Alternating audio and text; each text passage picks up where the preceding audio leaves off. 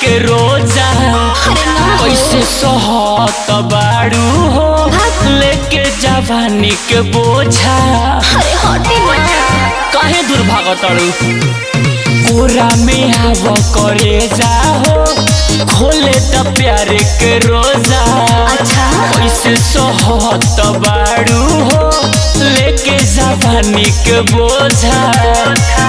काहे ऐसे देखो हमारा ओरी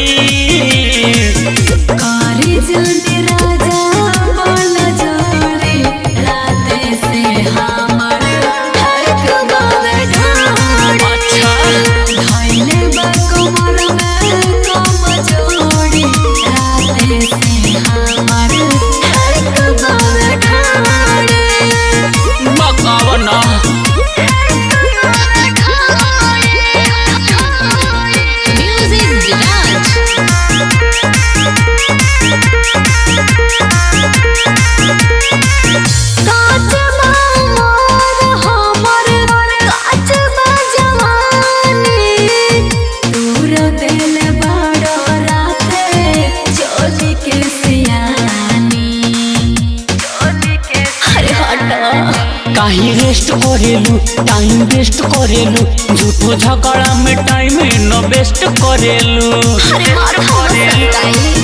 काहे तू करेलू सीना जोरी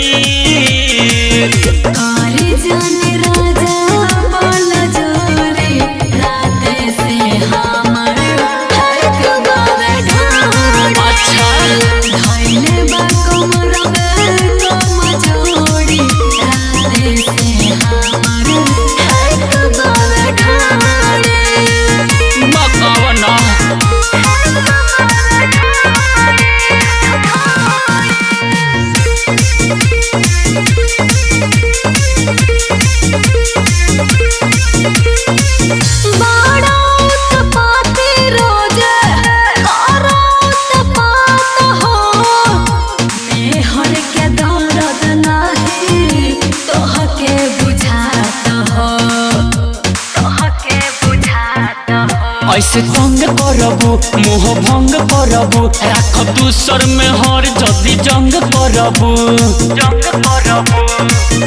साजन के दिल दिल तोड़ी